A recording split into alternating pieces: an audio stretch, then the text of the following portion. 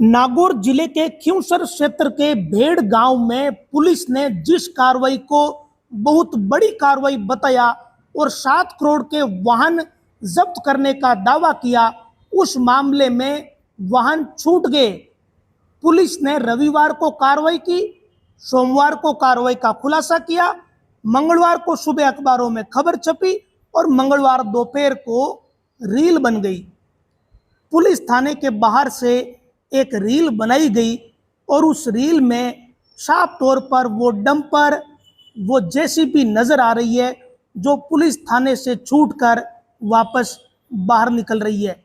और एक तरीके से नागौर पुलिस को इस रील के जरिए वापस चैलेंज दे दिया कि हमने तो छुड़ा लिए, आपने जो करना था वो कर लिया, जो हमको करना था वो हम लोगों ने कर लिया।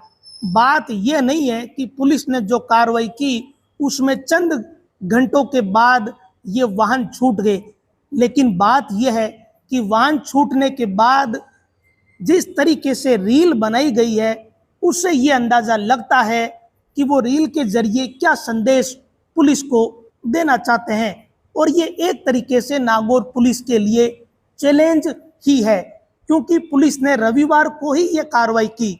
7 जेसीबी पकड़ी, 4 डंपर पकड़े, 4 एलएनटी पकड़ी, 2 ट्रैक्टर पकड़े।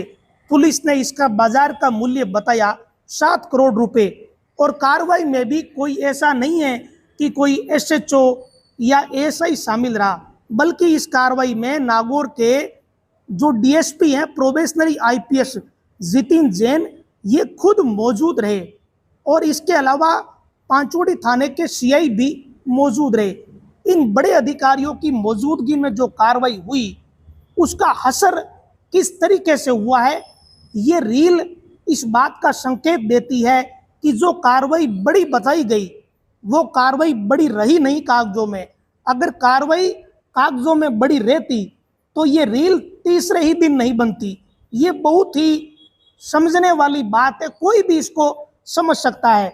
अब पुलिस ने किन धाराओं में मुकदमा दर्ज किया, खनन विभाग ने अपनी भूमिका निभाई या नहीं निभाई, ये ढेर सारे सवाल इससे पैदा होते हैं।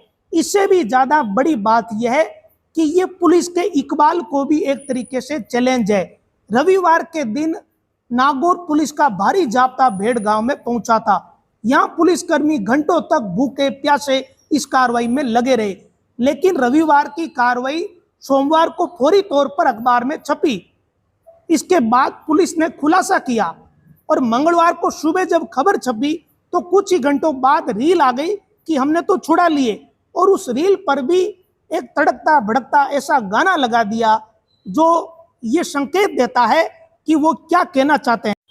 पुलिस ने 7 करोड़ की कीमत के जो वाहन बताए उनमें से कितने छूटे हैं इसका पूरा खुलासा तो नहीं हो पाया, लेकिन वीडियो से ये अंदाजा लगता है कि ज़्यादातर तो छूट गए। और अगर नहीं छूटे हैं तो वो भी छूट जाएंगे, क्योंकि जब ज़्यादातर को छोड़ दिया तो बाकी को तो छोड़ना ही पड़ेगा। अब ये पुलिस के लिए मामला वाकई में चुनौती बनता हुआ दिख रहा है, क्योंकि इस क्षेत्र में जिस पैमाने पर अवैध खनन होता है उस पैमाने पर कार्रवाई कितनी हुई ये तो पता इस कार्रवाई से चलता ही है। और इनके हौसले कितने बुलंद हो गए ये बात भी कोई भी समझ सकता है। और अगर इनके हौसले बुलंद हो गए तो क्या पुलिस फिर से कार्रवाई करेगी, क्योंकि पुलिस ने जिस कार्रवाई को बड़ी कार्रवाई बताया वो बड़ी वाकई में रही नहीं।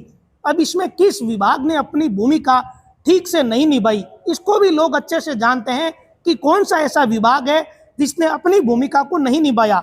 लेकिन लोग पुलिस की तरफ देखेंगे, पुलिस से लोग उम्मीद करते हैं, इसलिए ये चैलेंज तो पुलिस को इन लोगों ने दे दिया। अब देखने वाली बात यह रहेगी कि एसपी मर्दुल कछावा या आईपीएस जितिन जैन के पास जब वो रील पहुंचेगी तो उनका रिएक्शन क्या होगा। इन लोगों ने तो थाने से निकलते ही रील बना ली, कुछ सेकंड के भीतर रील अपलोड तक कर दी।